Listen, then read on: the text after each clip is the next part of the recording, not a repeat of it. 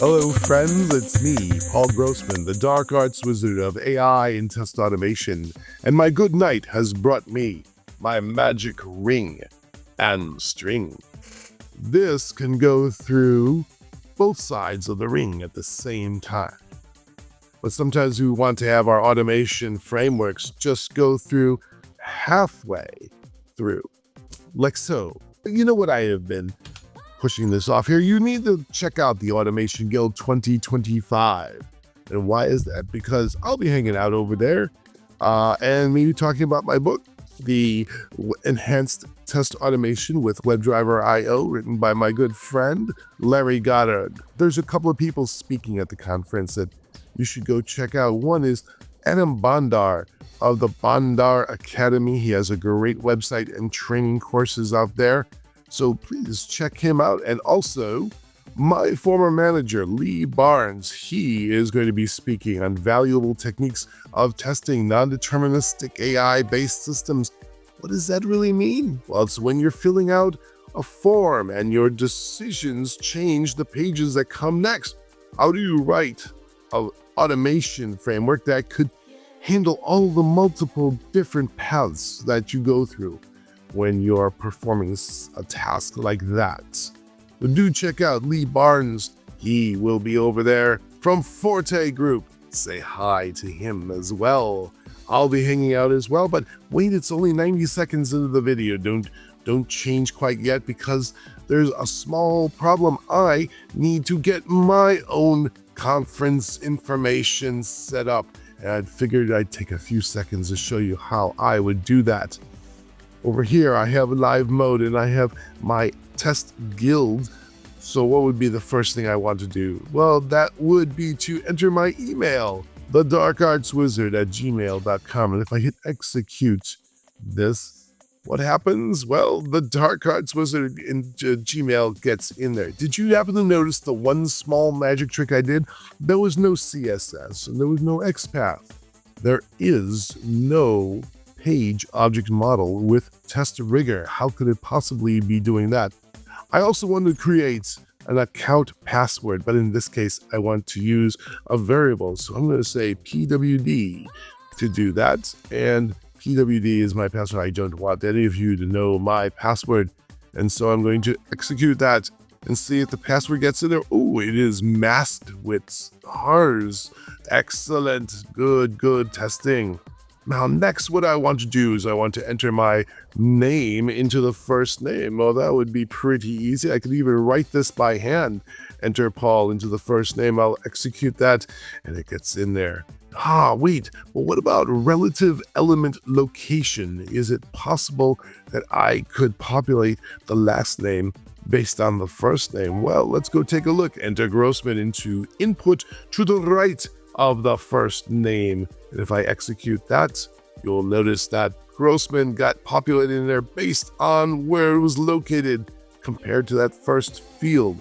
Now, the next thing is kind of tricky. I'd like to enter my address, but I don't want any of you knowing where it is located at. So I'm going to use a stored value address and I'm going to put it into the address, and none of you will never know my address where it's 1313 Mach API Lane. Well, it's certainly not a real location. Could it possibly be? What if I were to put in my city? Where does the Dark Arts Wizard live?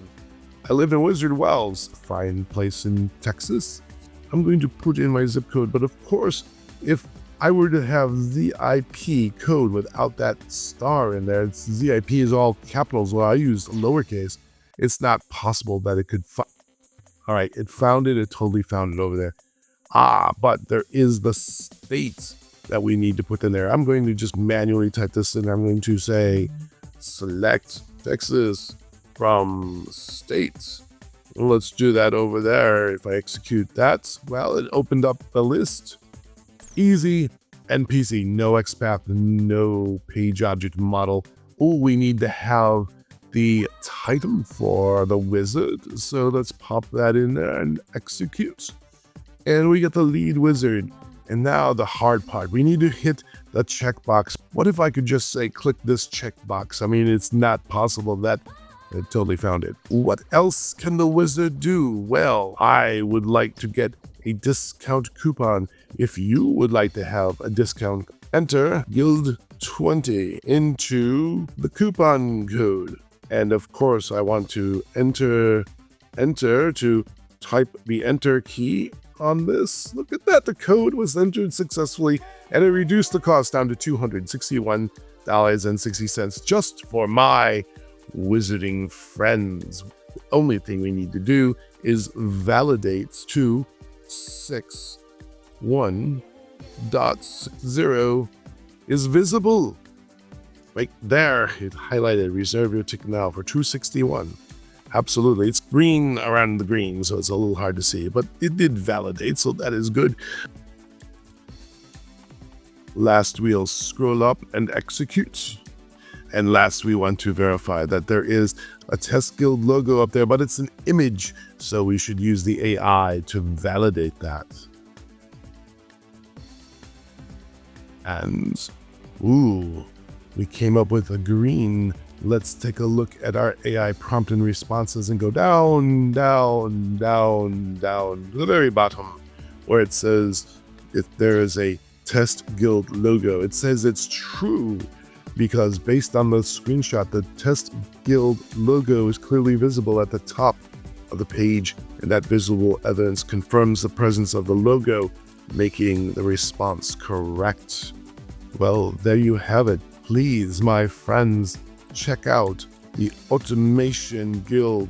Go and meet my friends Kardam Bondar of the Bondar Academy, and also say hello to Lee Barnes. And with this, I bid you adieu. Have yourself a great and magical time at the Automation Guild 2025. I know you want it. Cheers.